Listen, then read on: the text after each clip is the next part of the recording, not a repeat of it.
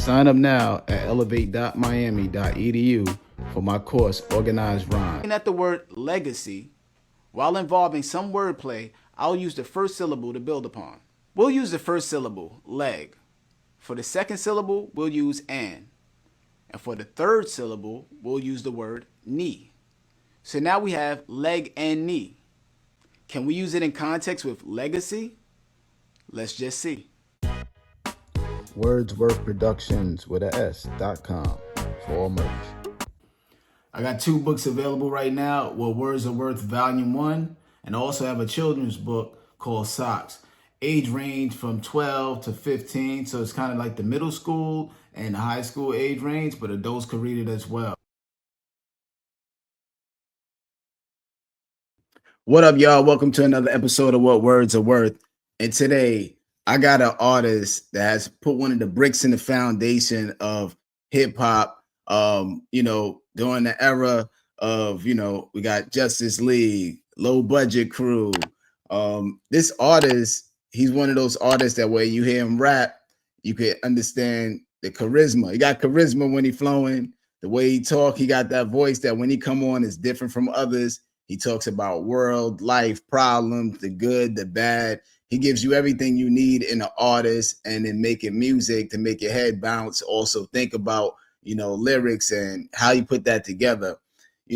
This person was requested by a couple of y'all out there. Every time I put up something was like, yo, you need to get him on there. Need to get him on them.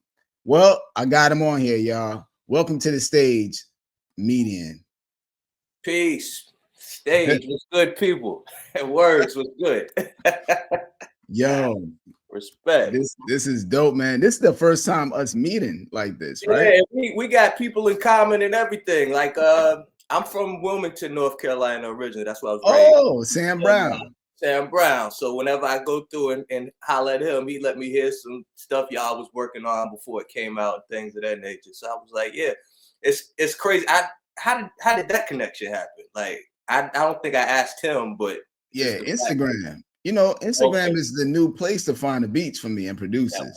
Yeah, okay. So like just seeing them on Instagram and then like, yo, this guy's dope. Right. And then, it comes full circle basically from that. But it was definitely like Instagram is where I pretty much find all the beats now. Somebody's dope. Yeah, that guy's fire, work on a project. Yeah, definitely got it. Yeah, that's what's up. Yeah, and then since then it was dope, man. I went out there, stayed at his house, and worked on stuff. So yeah, man, we super tight. We spoke like maybe 2 weeks ago, but we speak every time it's almost a natural disaster. That's how it be sometimes. But yeah, good dude though, for sure. Yeah, man. Yeah, man. So yeah, man. I'm excited to have you on here, man. I wanted to be here, man. For sure. Yeah. So this show is about the writing process. So I wanted to first though delve into, the origin of your name and where you came from and all of that stuff. My name kind of just found me. I was looking for names. I was playing around with a couple different things that I don't even remember at this point, but it was during college, and before I was a writer, I was a freestyler. So catch this cipher and stuff like that. And I gravitated toward median as I chose a couple different names that I was kind of narrowing it down. But at the time, I was thinking bridging the gap between like old and young, rich and poor, like this. And so median was just a different kind of it stood out to me. So I was like, I'm gonna just rock with that. But it wasn't anything crazy behind the origin story, but it's just a name that when I picked it, it fit, and I kept rocking with it, And where you grew up at? Like where you grew up at, was it like rapping and everything and all that going on in Cypher? Well, I was born in Queens, New York, but I moved to Wilmington, North Carolina when I was 8. So I claim Wilmington all day, you know what I'm saying? But I mean, obviously, if you listen to the way I talk, I learned how to talk in New York, even though I don't sound like Queens people. I don't sound like Wilmington people either. So I kind of got that melting pot of just my surroundings there. But definitely grew up, I grew up I was born in Rochdale, Jamaica, Queens. So by the time I was 8 and they left, I had already seen people spinning on cardboard, name plates, all that, what I'm saying? All the things you just assume is just the way the world is until you move south and you realize everything is different everywhere. But when I first moved to Wilmington, I was staying with my mother's sister's husband's, so my uncle basically through Yep. marriage, his grandmother, and she lived in a projects called Gervais. And so anybody that's from Wilmington kind of knows what Gervais is about. And I wasn't there long, and it doesn't even exist anymore. They tore it down and gentrified it or whatever. But definitely got a crash course into the South moving there. And people just, I was an 8-year-old kid, but bullies and shit like that for people like, you think you better, you got a New York accent, niggas just Oh testing yeah. you, cutting you in the candy line, little stuff like that. You know what I'm saying? I had an older sister, 4 years older than me. Well, I still have an older sister, but guys liking her, just fucking with me because of that type of stuff. So just the upbringings of a youth that has those types of entry points. That was kind of my beginning, but definitely hip hop everywhere. So. Yeah. Shout out to Sam Brown. We were talking about Sam Brown earlier, Wilmington. Yeah, for sure. So you were coming up in Wilmington, and then how do you get this whole connection of like the Justus League? Where did that happen? So right, that's later on in life. So I went to North Carolina State University. That's in Raleigh, North Carolina. Right. And brought my talents with me there, freestyling, just ciphering with people. And at the time, Ninth Wonder, he was making beats in a dorm that I lived in. I lived North Hall, which is on Hillsborough Street in Raleigh, North Carolina. It's like the main street that flows through North Carolina State University. And one day, a DJ that does back at the time, DJ MC, he did most of the like college parties and stuff. And so he's like, I got somebody I want you to meet, because he knew I freestyled. He heard me doing my thing, and he brought me to the dorm where Ninth was cooking up beats. I mean, he probably was he might have been 10 beats in. I don't know how many beats he had at the point, but it was definitely very he was new at it as well. And so Ninth had the bridge of being at NC State and at Central at the same time. He was taking classes at both, and Fonte and Pooh and like Big Doe and all of those Justus League members, Sean Don, they all went to Central.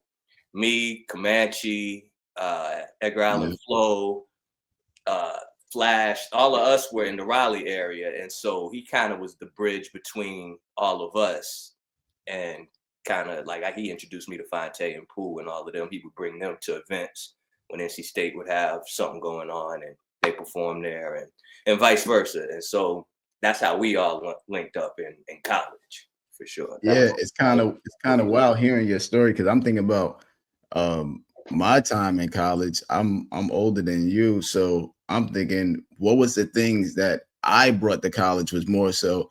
I remember we were focused on bringing video games. Did everybody have the latest video game system? Because we didn't have any mobile access to making beats or anything at the time when I was in college. So it's so cool to see that Ninth comes there and like, yo, I'm gonna make beats in the dorm, and basically. Yeah, he was. It wasn't his dorm room. It's another member of the league. He went by Sonny Urel, and he no longer does beats or anything with that, to my understanding. But back then, I think he showed Ninth how to use like the Fruity Loops setup and all of that. So Ninth would be in his dorm room cooking up, but he clearly had something special even early on in the beat making process, and kept pushing through with it. So but yeah. So what were some of your early influences, right? So you grew up in Wilmington, and then we did go, a little fast forward, but like, who were you listening to? Like, who was your favorite rapper? And right. I grew up like, I have a sister, again, she's 4 years older than me. And mine's too. Mine's is older. And she's also from New York. So as a kid, I was influenced by what she was listening to. So, same. You know what I'm saying? So MC Lyte was my favorite rapper back then, and Moni Love and stuff like that. And I mean, but even, Special Ed and like whoever she thought was cute, Q-Tip and shit like, so I was getting indoctrinated into just like, she would actually take tapes and write down the words, stop the tape. She wanted to know all the lyrics to songs. So just watching her kind of just, that allowed me my initial entry into, what was popping, because she was stylish and all the things, like into the culture fully. So I just kind of got a glimpse of not only what women is gravitating towards, but like particularly what her ear was trained to, So yeah, and by the time I got into my own stuff, like I had already had that foundation. But I mean, it's so many eras. I'm sitting here thinking about like 7th grade. I remember when everybody cut their hair when Ice Cube came out with "Today Was a Good Day" and shit. I had a box before that, and I tried to rock the low cut and shit because he was so cool in the video and shit. You know what I'm saying? Or like Onyx Phase, or like I was into all of that. Fab Five when LaFleur came out. Like I'm just sitting here thinking of different moments that really hit. You know what I'm saying? That left an impression. And so I was big on boot camp back then for sure, and Wu-Tang, obviously, things like that, just whatever was, I was fully hip hop. So with all the underground stuff, I Smooth the Hustler, like Broken English, like shit like that. When that song came out, it just, it grabbed. This is before I had ever wrote a word, but freestyling and stuff like that back then. But how were you getting the music? Were you going to a store or somebody DJ? How were you getting it? A blend of things. I knew DJs. My sister actually dated a DJ in like back then. Kashim, shout out to him. I remember the first time I heard MC Hammer. I was at his house, and the Turn His Mother Out, I think, might have been the first joint I ever heard. And so MC Hammer was hard as fuck when he first came out. Like and that shit hitting the projects and everything. Like hardcore cats was coming through with the with the hammer pads, with the vest combo and the shiny suits, and these cats in the hood and stuff. So it's you probably you remember seeing cats like that. I was thinking when you said it, I was like, I don't remember it being so heavy in New York like that. Okay, but in North Carolina, right. So I was thinking like. That's the one thing I learned a lot about doing these interviews and just like talking to everybody. Everybody's in so many different regions, having different experiences, yet the same experience. Right. So Hammer's large, but nobody's really adapting the clothing because New York had its own style, but we liked Hammer depending on the song. Right. And then the Midwest was having their own journey with West Coast and East Coast sounds. It was so many. So me hearing you describe this, I would have never known. That's why I love doing this. Right. Like, so even like early 90s, like this is before, like, of course, obviously social media and things of that nature. But me and my sister going back to New York every summer, because my father still lives there now. We would always, whatever the new fashion or whatever is, we're bringing that back with us. I remember being in the 8th grade wearing a gold tooth. I ain't have no business wearing gold. Little stuff like that, or the hat with the little like a toboggan with the knot on the shit. Stuff like that make you stand out and cool if you from North Carolina and you got access to things like that. You know what I'm saying? The mask with the the dots effects, man. I had all that type of stuff. I was like one of the first people with it in the city because I would go back and forth to New York every summer. So, but the music as well, whenever you go, you always automatically hearing what's current, what they playing on the radio and stuff, and bringing back mixtapes or taping stuff off the radio and bringing it back. So I had access to new music through that way. And then by the time mixtapes came out, I definitely, was on them. Whenever a new S&S blend tape dropped or Dirty Harry or whatever, you know what I'm saying? I was getting new music through those types of lanes as well. So, yeah. So who would you say, or what would you say as far as your writing style? Who did you kind of like? Because we kind of all started off sounding a little bit like somebody, or we like this person. Right. And then eventually you come into your own. So then now we got Median. What would you say is your writing style? Okay. Well, I'll say this. I'm a Africana studies major at from NC State. I went trying to get an electrical engineering degree, fell in chemistry and shit like that, and it just wasn't in the stars for me. I look up my junior year, I got enough credits to graduate through what I've been doing on my personal time, which is taking all these African studies courses. But I say all that to say my when I went to college, I went through an enlightenment type period, like between ages of 19 and I would say maybe 24, 25. I did a lot of reading. I had a mentor when I moved to when I went to NC State, and he turned me on to some things and became part of different groups, social circles that kind of put me in in grasp of stuff that's, I guess, people would consider like 5%er type Yeah. energy, like holy tabs and stuff like that. Was reading a lot of Naeem Akbar. And this is right around the time where I'm still freestyling. I hadn't really written a word yet. And so when I first started actually taking the art form serious and writing, Yeah. I was writing as a writer, kind of. Well, I mean, MCs are writers, obviously, but I was writing from like written word type. Like I'm trying to put a lot of facts in my rhymes, and Yeah. I was like what you would consider a conscious MC at the beginning. So to that point, the things I was listening to, I was heavy on the raucous stuff. So Most Def, y'all, what y'all was doing, Lyricist Lounge type stuff, Common, Black Thought, those were the early written influences that I kind of gravitated toward. And I don't know if it's because I'm Piscean or whatever, but people at the beginning compared me to Common a lot, and even the name Median and Common kind of have similar, like, well, back then it was some sort of it seemed like there was a parallel that people made a connection to, and like I think that him and Talib Kweli were probably the first two comparisons that I would hear kind of regular. You kind of have, but I was on my own thing, and even though I listened to those people, I never really tried to emulate. But Yeah. when you listen to things enough, sometimes some of it will leak into your process, and it is what it is. But even to Yeah. this day, I get some of those comparisons. So Yeah, because people are trying to figure out how to describe you to somebody else. that part. Yeah. So I'm sure. I mean, Common just was very unique to a lot of us when he came out. But Right. I'm sure there's somebody that would say Common sounds like somebody. I'm sure there's somebody that would say Quali. It's hard to get around comparisons. I have my comparisons too. So it's hard to get around that. But the beauty of it is you come out being median, and then That part. you Yeah. know what I mean? And for people that dive in deep, they hear the nuances and the things that make you unique, and definitely it's there. So Yeah, I was talking to somebody yesterday. We were talking about Nas used to sound like Cool G Rap. His that's first real. early stuff, like early Right, stuff, right. Yeah. So then eventually he had to figure out, he was hanging around G Rap and Nas and Rakim, so he had some of that. Yeah.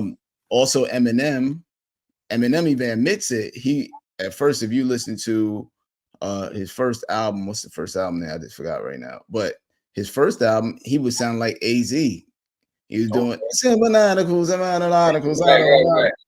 Yeah, on right, his right. album. But he admits it, like, yo, I was Mhm. rapping like AZ and Nas. This is what I heard. So we Right, all go through those phases to find ourselves. right. So writing on what are we doing? You writing on with paper, pen, computer, phone, or in your head? What's the All way? of it, all of the above. Whenever the spirit moves me, I have my. I mean, I can't really do anything with it because it connects to the laptop. But Okay, so I have my mic set up here, and nice. right there is loop pedals. So this is my bedroom. Like Right. sometimes I just wake up inspired and beatbox a beat just to get a cadence down, and it'll just go in. If I'm hearing something, I'll do a process like that, or just Kind of depends. scat singing scat. Yeah, well, I mean, just actual bars too. You know what I'm Oh, saying? okay.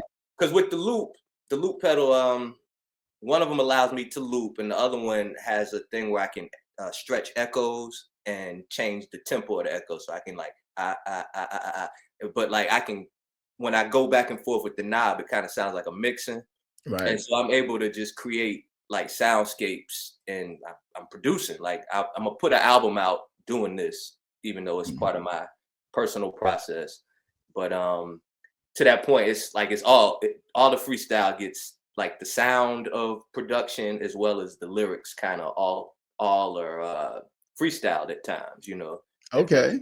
space. And then if I'm working on something, there's something about the written process that's different than typing words on the phone. Even Yeah. though my handwriting's so sloppy, sometimes I can't even read it, which comes from being cryptic. You know what I'm saying? Like I went through a period of I was married at one point, and my hip hop existed in that time space as well. And just being in a relationship and sometimes saying things that you might not even want your partner to understand if they're not thoroughly into what you got going on. It Mm. kind of changed some of my bars became cryptic during that time. And even the way I write, like you can't just look at my rhyme book and know what you're reading, because I guess I intentionally begin to write in a way that I know what it says, but you can't just look at it. And so You still have the rhyme books? I still have some here and there, yeah, for sure. But I definitely got some written words around here. And piece of paper sometimes, just whatever I can find just to get the thought off. You know what I'm saying? I might write on the back of a piece of cardboard or something. But it's there's an art to that as well. Like it even changes the the bars, if you will. You know what I'm saying? Like to the way that they're written, the way that they're crafted. I tend to be more cadence and technically precise when it's written, like when I type it, because it's cleaner, I guess. You Yeah. know what I'm saying? So things like that. But yeah, the mind is first. So it does the process does matter, but ultimately off like what's going on upstairs is the most important aspect. And to that point, I've done it all. I've tried to Jay-Z it, do the whole Yeah. but the thing with me, I tend to forget the rhyme. If if I do it like a few bars at a time and record it that way, and then I can go back and listen to it, obviously it'll stick. But that process of like just trying to hold the whole verse until you finish it and then lay it, I've done it before, but it's not I don't see the value in it enough to make it to switch from the written process to doing it that way. Like the rhymes don't be better from my perspective. So I Yeah. stick to what works. But I've done it before for I've sure. had that experience too. I've done it. It's just that I like to have that buffet of words That part. on the Yeah. screen, like I like to write the next thought and just write rhymes, Uh, and then I go, okay, let me go grab that and put that there. I like to be able to uh, cook my food, like grabbing different ingredients and uh, putting that yeah. plate together. When I did it in the head, I was just like stuck there for a minute trying to think of the next one. I was like, I'm trying to go through this mental Rolodex of words, trying each one at a Right. slower pace for me. So Uh, I feel you and on yeah, that. to that point, sometimes if it's like a story or something that's a little bit more intricate, I might be writing and then I might turn the paper to the side and put a note that this I need to insert this thought into the rhyme somewhere, and it's not time yet. So Yeah. and stuff that you're just not gonna do in your head, or even if you're typing it. Like sometimes to write is a different, because sometimes a rhyme might take more than a day. Like sometimes a rhyme might take 5 minutes, but sometimes it might be one of those ones that you revisit because you got something, but you're fresh out of, you don't have the next part yet. The first part you captured is something you need to revisit, and so that type of Yeah.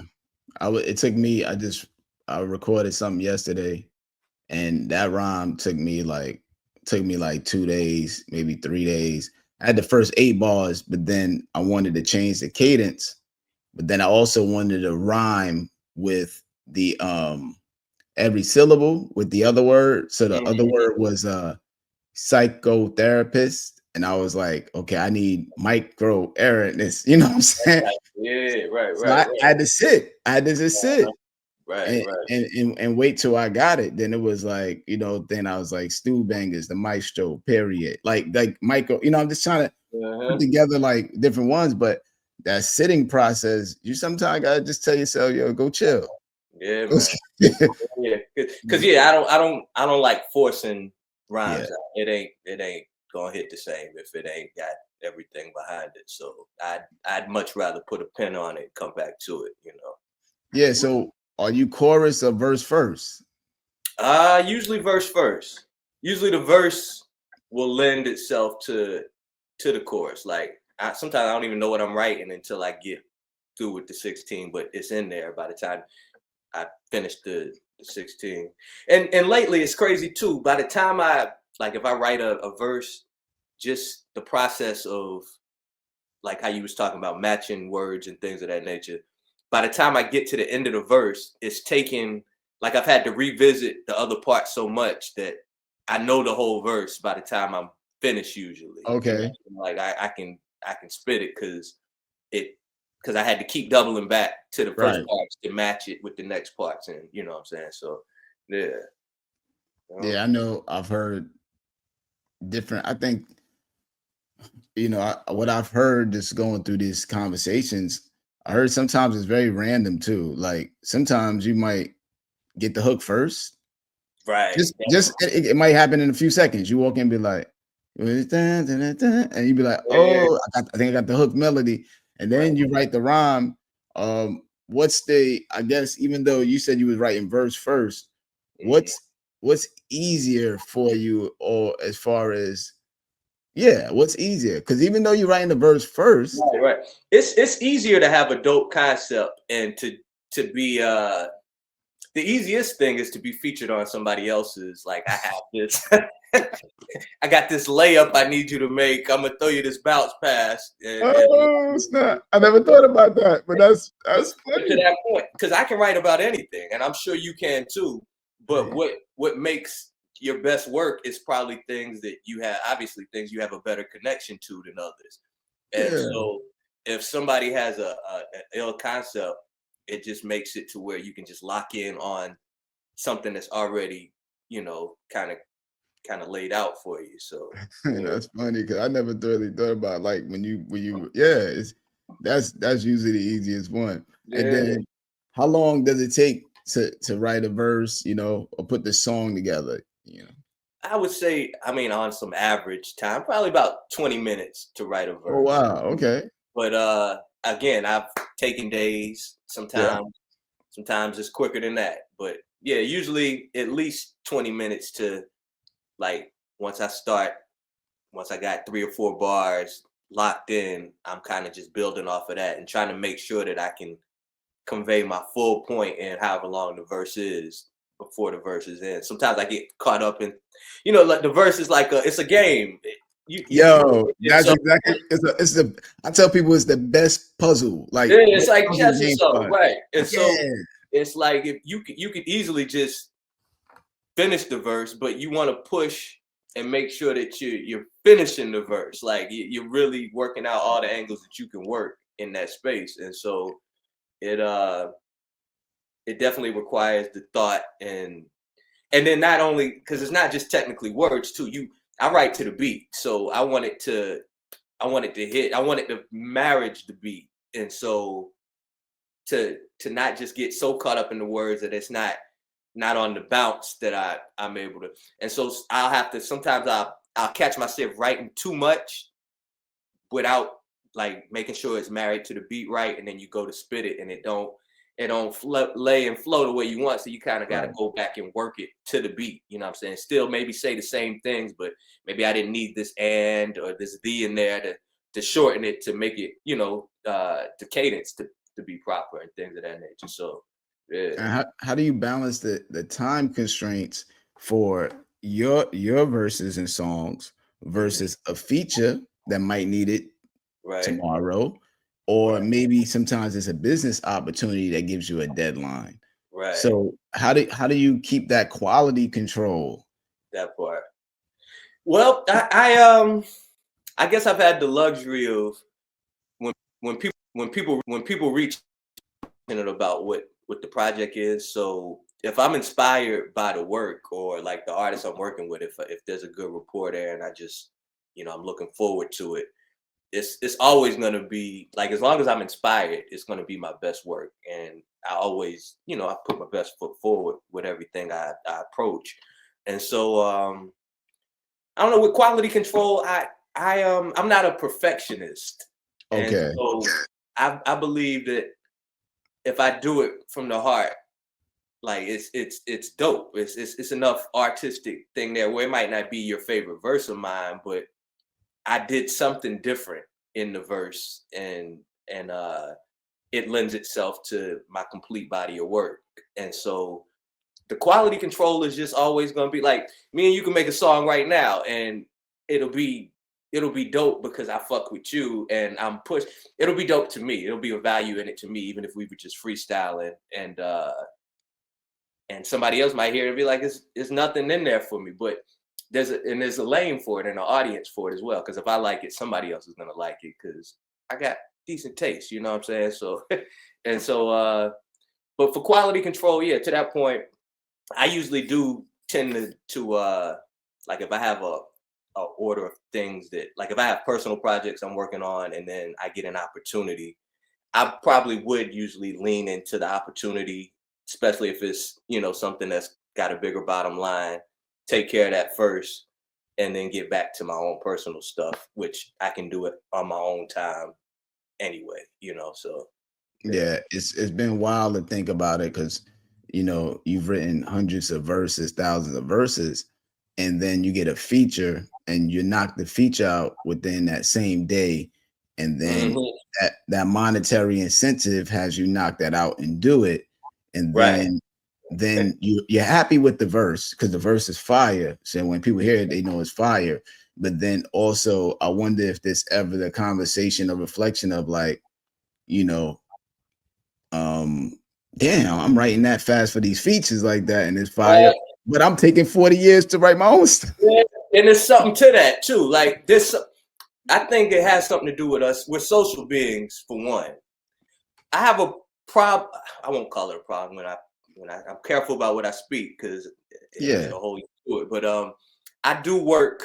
Typically, I work slower when I'm working on my own stuff, same. and I find myself in I guess what people would compare to like writer's block at times, or like just don't know what the next direction is with like, if I get, like, I'm working on a project now with the loops, for instance, and I've got about 5 or 6 songs that I really like, and I know I want to have around 10 on there, but now I'm kind of at a place of I don't know where I want to take it next to complete, and I'm not forcing it, so I'm just kind of, days go by where I don't necessarily, I might work on loop stuff, but it's not anything specifically for this project.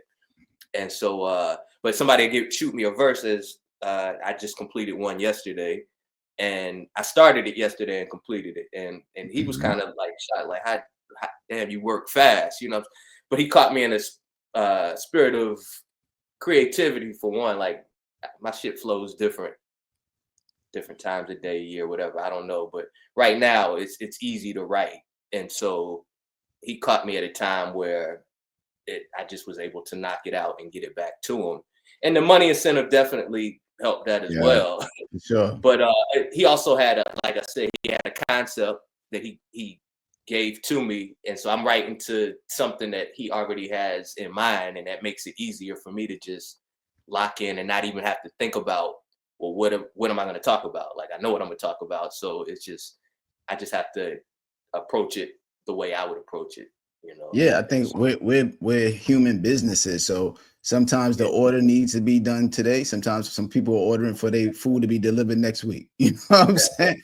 And you take time doing it. uh, So writing in the studio or at home, do you like to? I mean, I see you got the studio at home, but like if you need yeah, to go out and about, would you prefer both. to write at home and then pop up or write it there? Well, in the best recordings for me in my just my history, I've already had the verse when I show up to the studio. Yeah. I've already worked out the swagger of the verse, if you will, like, because when you first write something, even if you feel like you've completed it, and it is complete at that moment, if you record it that day, it's not going to be the same as if you learn that verse, and by the time you actually get to to recording that verse, you've performed that verse and things of that. Like you'll have you'll sit in it different. Yeah. Like, and so if I've taken the time to write something and record it to memory, and then it's time to go to the studio and record it, it's gonna hit a little different. Even though, and I will say that there's also something to the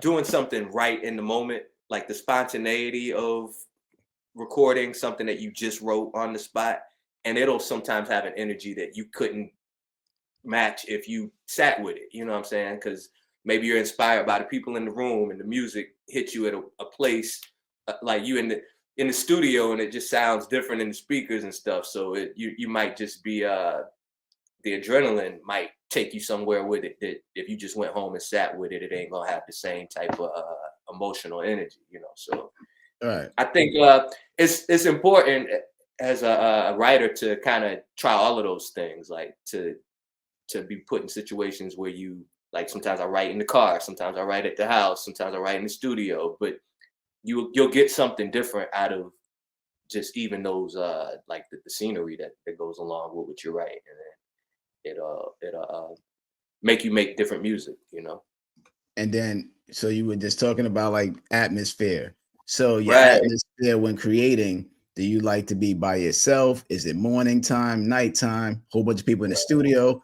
I remember when we were younger, it was almost stereotypical that a studio, and even to kids today, because they show hip hop studios, is people in the studio drinking, smoking weed. Like Right.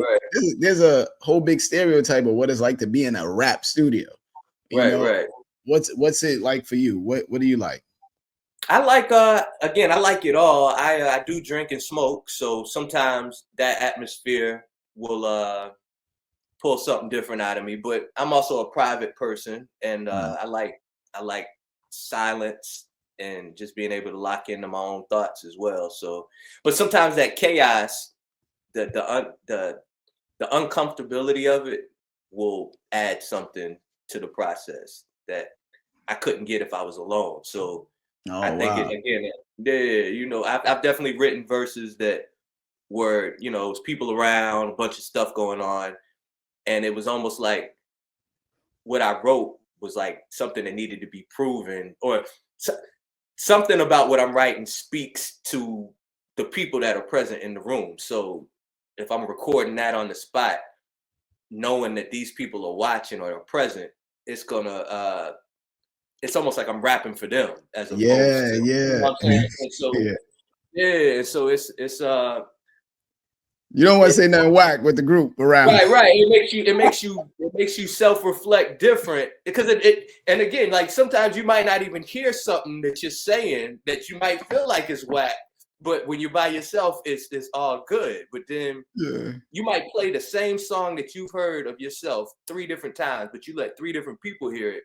And you knowing the person that you're letting hear it, you catch different things that you say because you know, like, the different things that might touch them a different way. Like Right. you might have a song that you love, and then you play it for a woman you like or something, for instance, and you remember a part of the song that you're like, she's not gonna be fucking with that. But now that same verse, it hits different, you know what I'm saying? Because of the audience. And so Right. I think there's something to be said about like having that energy around you when you write. And that could be a good thing and a bad thing, but as long as you surround it with people that you respect, and that yeah, then it'll bring out the best in you, because you're presenting the face that you present when you are around those people. Like we're never the same person to any 2 people, and so it's just Yeah. kind of that type of thing, you know. And then you're writing the beat, writing to the beat. I heard you say that earlier. You write to Right. the beat. Um, versus rhymes that you have prepared. What do you prefer, writing to the beat always, or sometimes you have this verse? Do you still walk around with like verses in your head for ciphers? Yeah, I do. And I when I first started writing, I was just writing verses that I would just fit the beats. But Right. then that's how I started getting more into writing to beats, because beats have so much personality. It's things you can do just for the music, for the sake of the music, that Yeah. supersedes even the message you're trying to convey. Like, it's music first. If I wanted to just be a lecturer, I would write shit that doesn't rhyme and just write my thoughts. But if Right. I'm trying to make a song, I'm more mindful of like molding it. And so yeah, I definitely write to the beat. What was the question? Or do you, have rhymes prepared, and Oh, right. do you have rhymes that you walk around in your head with now? You know what? I always say when we was younger, because it's different times. So for people that's Right. watching and everything, it is a different time because Mm. we're younger. There was a lot of ciphering. There were ciphers. It was rhyming Right. circles. Now, Yeah, back before you actually could walk outside and people are rapping on the right. corner. Now Yeah. that's kind of like done with in a way. At Yeah. least, People don't from even what I want to see. cipher with me no more. Yeah, And it's a muscle like anything too, and it'll atrophy if you don't freestyle. Even if you dope, like, you're not gonna just be a sharp freestyler if you're not doing yeah. it regularly, because it's something. It's a skill. It's like, you're working at it every time you do it. And so I feel you on that completely. But yeah, I do walk around with verses that I probably wrote 2 beats, but like if I was in a cipher, like I'm gonna pull out this one and this one, and they can When the work last to time you was in a cipher? shit. Well, I went to North Carolina about 2 or 3 weeks ago. Matter of fact, little brother had a show there in Raleigh, and the day before that, I had a show with a guy named Tab One from Cooley High. It's a crew from NC. Matter of Mhm. fact, Rhapsody. She's the group that she is from originally. It's Okay. a member of the group, Tab One, and he had a album released for a joint that it's a song we have on a project he has called Running. So we did that one, and we did a couple other ones. And that weekend, I did a little ciphering. I linked up with my NC folks, and what I'm saying, did my little rounds at the studios and stuff. And yeah, but yeah, so about 2 or 3 weeks ago was probably the last time I was in Okay. the cipher. But it was a time that, yeah, definitely was like when I was in college, it was daily. I It lived in was I was just around folks that's what we do every day. We burning one, we putting on some instrumentals, and we just going at it.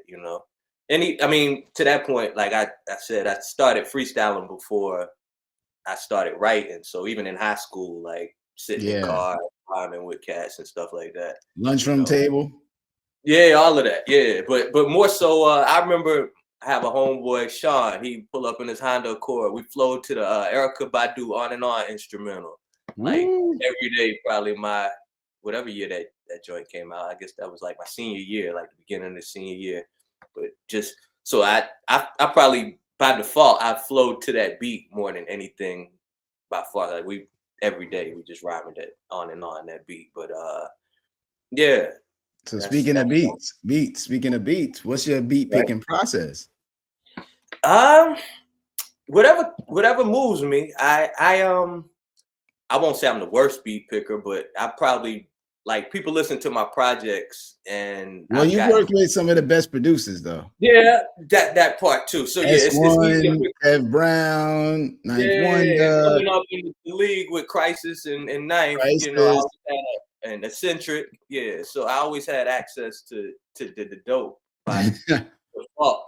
But just the flow of beats, like when you put together an album, I haven't always been the best at like I could have me going back and listening to my first album, Median's Relief. I could have lined that album up different, same songs, but put them in a different order that made it flow a lot better. But my mature ear and me understanding albums now, I can hear that in a way that I wasn't there yet when I was putting that album together. But it's a collection of really good songs, and Yeah, I think there's a lot of albums that are a collection of really good songs, and then there's albums that like you're clearly on a journey from start yeah, to finish, and you don't even think about how like that was created by somebody really just understanding like the entirety of what it's supposed to sound like, and just how to make sure that those things are in place. And those are the types of things I learned a lot, like just working with like Ninth and working with Fonte. He's big on just sonic cohesion and how things flow. And so yeah. Yeah, So then, but how many beats do you like sent to you? Because sometimes you get like a folder, and that's like, I don't need that many. right. Give me- If I get too many, it'll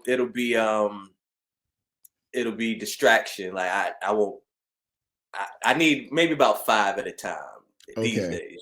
And that way I can lock in, find my favorite one first, and maybe end up getting the 2 or 3 of them out of a pack if it's a real dope pack. But yeah, if I got 15 fire beats, I don't even know yeah, where to it can begin. Like take a minute. I might spend more time just listening than actually locking in. So And yeah. then, as far as like punch in or straight through, you like to say your verses.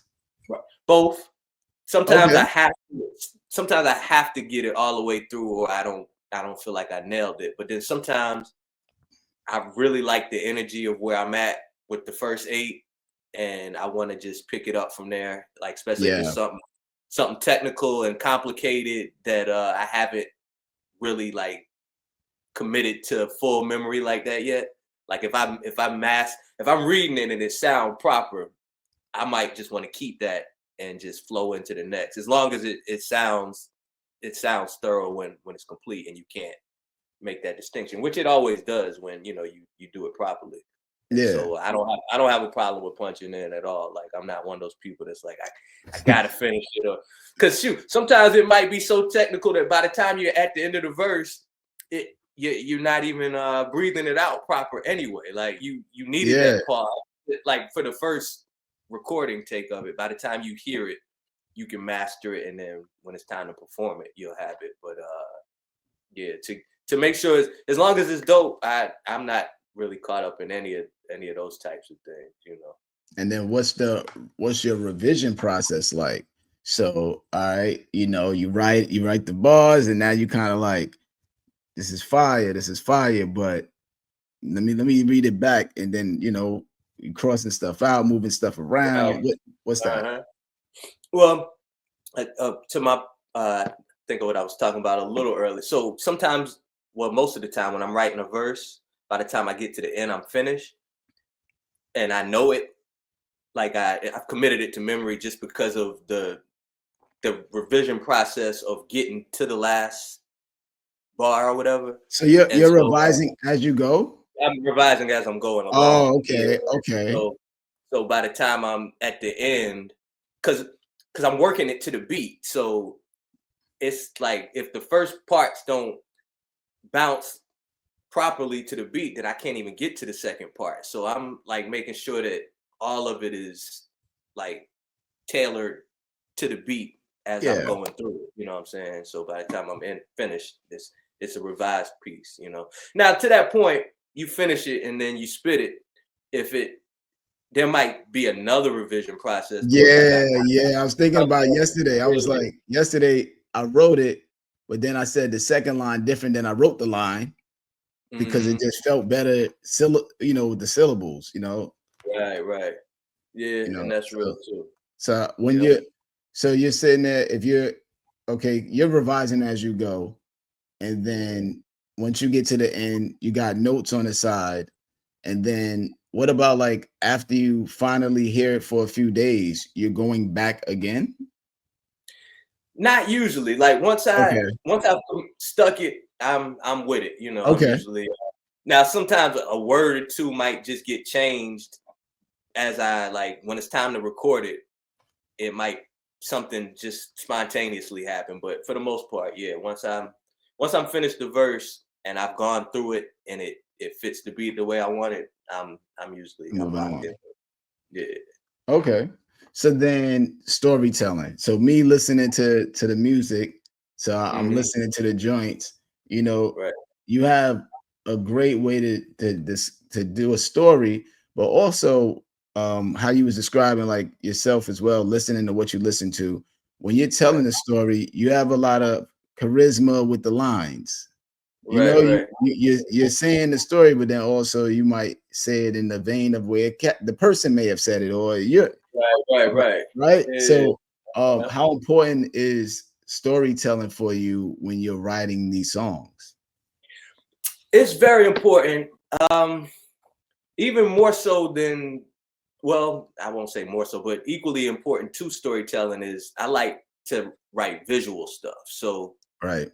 I don't necessarily write a lot of linear stories that, kind of go, but a verse could have a couple different uh, glimpses of stories in it. But if I'm able to convey a picture, if you're able to see like situations or colors even, or just then that's more so what that part of the storytelling is real important Yeah. to me. To be visual with what I'm conveying. And then when did you determine that was one of the angles you wanted to take? Because a lot of us came up, you got backpacker, you got conscious, you got battle rapper, you know, like eventually you had to kind of figure out what is median going to be when people Right. say what kind of rapper I am, and Yeah. storytelling is a huge way to keep people going, coming back. When did you kind Right. of figure that aspect out, or was that always your thing? Well, it always was, and it's interesting. By the time, because when I first started writing and recording with the Justus League, we amassed. We came out like right when the internet was like having message boards, and Right. people were sharing music in that way, and a lot of our stuff got leaked before we actually put out anything officially. So the people that were in my immediate cipher that I didn't know that would, hear the music and come back and tell me what they thought, they already, like, people would share what they thought about me, which was a luxury to have people listen to your stuff and care enough Wow. about it to tell you what they think about it. And so by the time I was really coming into my own, figuring out what median was and is, I was just doing what I thought was dope and sounded good to me, but people heard something distinct and unique in it. And I never really thought about myself in that way. I was just Right. doing what I'm saying. But to hear other people tell you what is unique about you makes you reevaluate and even appreciate your own stuff through a different lens. And so I got that pretty early. Yeah, that's And dope. yeah, and it allowed me to lean into it when I wanted to, and then when I wanted to do something broader than what might appear to be a box to me, like to lean out of it and even push to a whole nother area. But yeah, that was my experience with it Yeah, all. I think that's dope because the that generation that you were doing with the internet, like the previous generation, a lot of times it was you did your music and then you try to play it for somebody to get you a deal, and you go to an office. You really you played it, but you kind of played it for your friends a little bit, but it wasn't like the arena you grew up in was kind of like a community. It sounded Yeah, like a real community before, you know what I'm yeah. saying? And I was blessed even with that because again, I'm a private person, and me personally, I wasn't big into the message boards, but I was a part of a crew with some social giants. So like Right. Fonte was heavy on the like the OK Player message board. We had our own Justice League message board called The Lawn, which Comanche started. But they would, like, collectively, my crew would Yeah. insert things and allow me to just get exposure by default. So people were hearing, a knife making stuff and just putting it out and allowing people to have access to it or whatnot.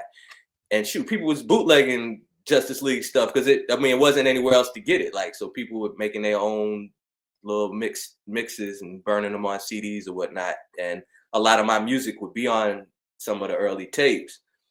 But yeah, I'm trying to That had to be remember. dope though, because you know, Juice Crew, everybody likes somebody in the Juice Crew. Wu That Tang, part. everybody That likes somebody in Wu Tang. right, right, It don't matter who you were, you're in this group. Somebody right, always like somebody. Everybody, right. so I'm sure that felt dope because Oh, no matter, absolutely. Like local celeb, like you being in college and doing something that you love, like it's part of the reason I was like, I'm gonna pursue this. This is what I want to do, type stuff. Even though, Mhm. over the years I've had various trials and tribulations that have taken me out of really approaching music as a business per se. I mean, I've made a dollar with it, so I'm professional, but Right. I haven't opened all of the doors financially that I would maybe Yeah. necessarily would have wanted, but yeah, it's we still had we had ears just being on college campuses and through through the internet. Like we had there was a specific there was an audience for what we were doing, Right. and it was That's the underground. first audience, man. I Yeah. tell people that all the time too now. Like not just every random people, like kids in school where I teach at, and just Okay. even me when I went to college, I used to rhyme at the radio station, and then they played it during the cafeteria during lunch and dinner. They would play Okay. my freestyles, Okay. and Yeah. that's how I got my name built. The radio Uh-huh. station. So you at dinner eating, then I come on with the Right. freestyle rhyming about, and I was doing freestyles about campus. Right. And so Uh, people feel a personal connection to what you're doing and they yeah, extra locked in because it's like, I know him, you know what I'm saying? Yeah. So yeah, I started from that kind of bubble first. And then obviously the music was spreading. I mean, on the internet, it could be around the world, you know what I'm saying? And you never know who's listening and who's locking into what you're doing.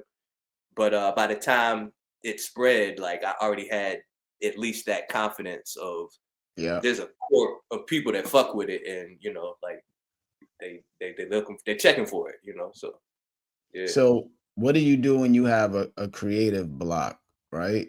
You know, right. how do you get out of that? You know, like if you're sitting there pondering something for a certain amount of time, what's the next step? Yeah.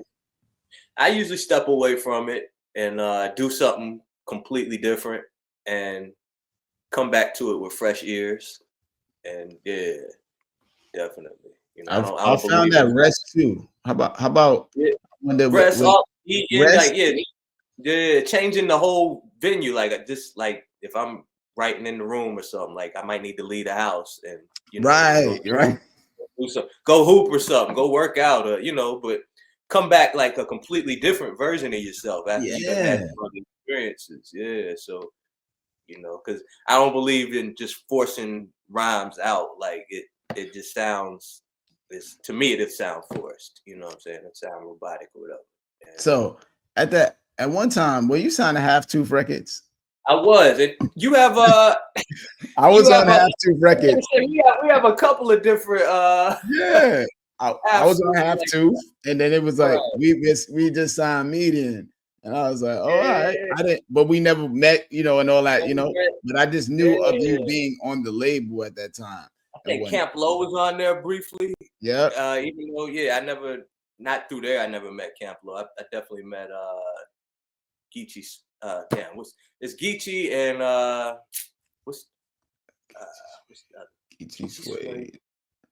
And I met Geechee Sway. He lived in the Raleigh Durham area for a minute, and him and Crisis was working on some stuff. So he had come to the studio sometimes, and I definitely crossed paths with him. But this was after the day was off of Half Tooth. But yeah, I put out Medium's Relief on Half Tooth Records, Yep. and this is around when I think Odyssey had put out.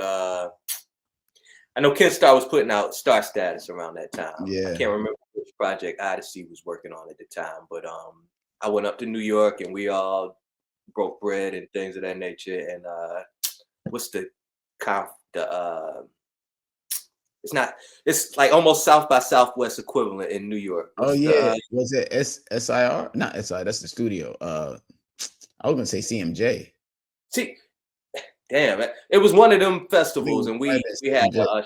a half tooth showcase and we did something during Dope. maybe it was CMJ or something like that. Yeah. Yeah, Man, but I wanted to ask you also, like, as far as like what you've been up to and staying motivated, right. because like watching the game is different Yeah, now.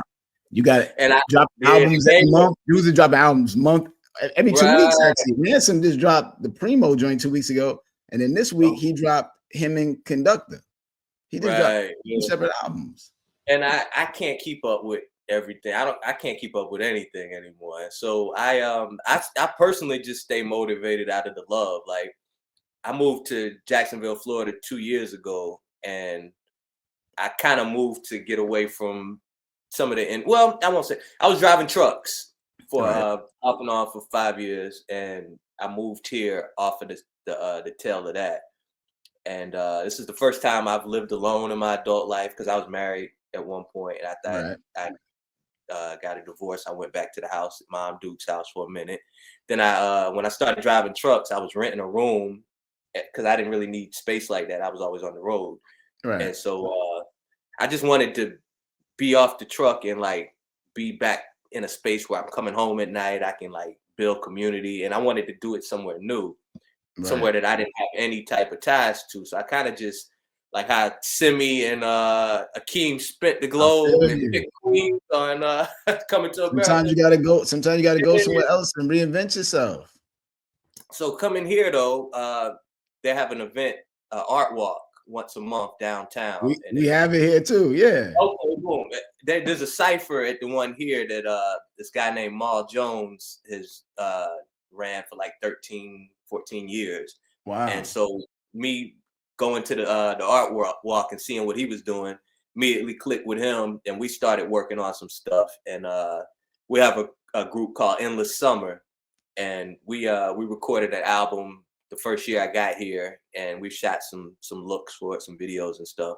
But to the point, the larger point of just staying motivated and inspired, like whatever I'm in at the time, like that's what my music is on. So me moving here and just having a whole bunch of fresh experiences lent itself to the concept of the group in the summer, and even like the songs were among that type of like everything is Florida sun, or just my take on Florida, even though like it's not what I would have assumed before moving here. Like it's definitely still the good weather, the sunshine, and all the Yeah. thing. But to be around the people and the culture, it still gives you more nuance and details that lend itself to great creativity whenever you change your scenery like that.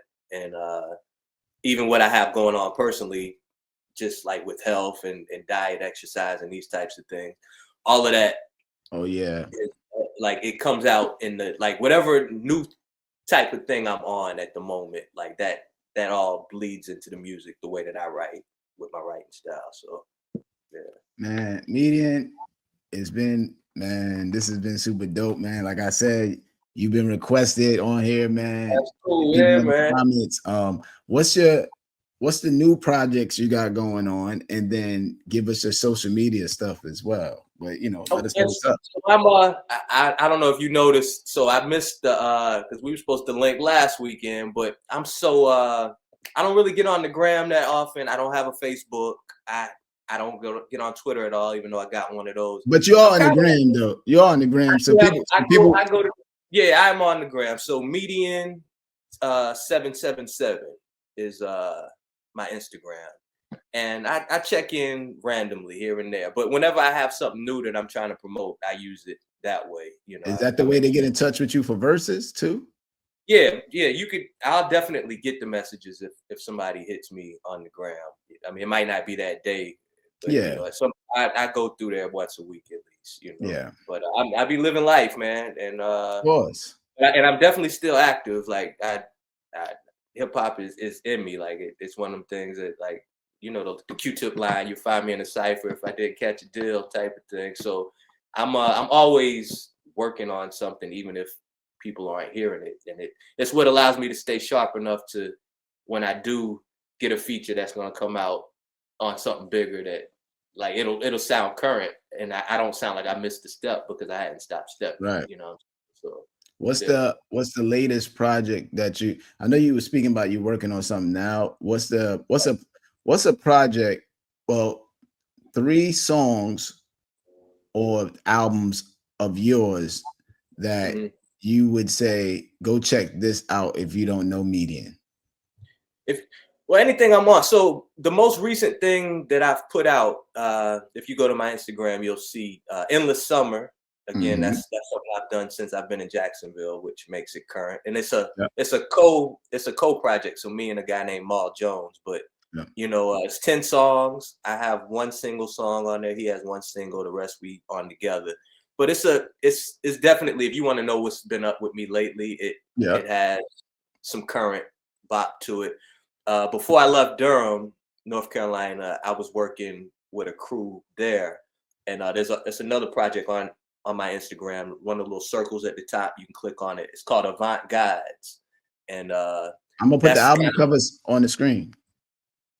Oh yeah, boom. Well, yeah, Avant Guides, that's a good one to check as well. That will kind of bring you current to what I have going on.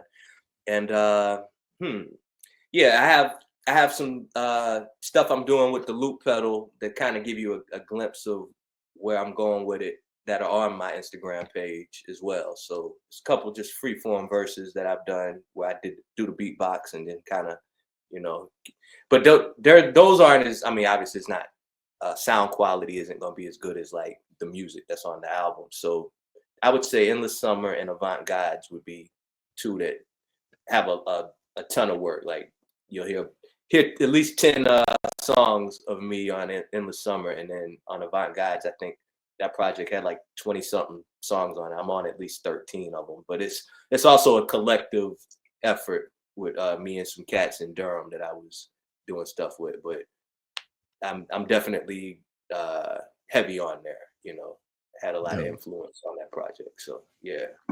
So thanks a lot to our special guest, Median. Again, make sure you go check out all the projects, follow him on Instagram. You want a verse, hit him on Instagram as well. Make sure all the links will be in the description to get in touch with him too. Make sure you like, subscribe, you know, share, comment, all of that stuff right there. And like I always say, what are your words worth? Peace, y'all. Peace. You already off? Can I? Not yet. I say one more? Okay, well, shit. Can I? Do people ever rhyme on this at all? Oh yeah, you can rhyme on here. Let's go. So do I have the beat? I can play the beat too. Shit. All right, let's do it. So boom, it's something I'm working on, and I'm trying to find the direction for the song, even though I have the verse already. It's something Nicolay sent me. Bluetooth. Wow. And shout out to Nicolay. He did the EMC first single. Boom. Okay. So he was like, I hear you on this, and he was like, get back to me with it when you put something together. I've got a verse, but I don't have I haven't made it into a song yet. Okay. But the verse is very it's visual, and it kind of puts it's kind of current as far as gives you a glimpse of where I'm at with things right now. Let me see if I can pull that joint out.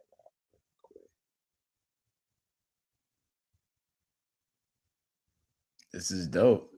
Get like an exclusive verse. Who else, man? I had some friends that share poetry. I've had some people who drop some verses here and there.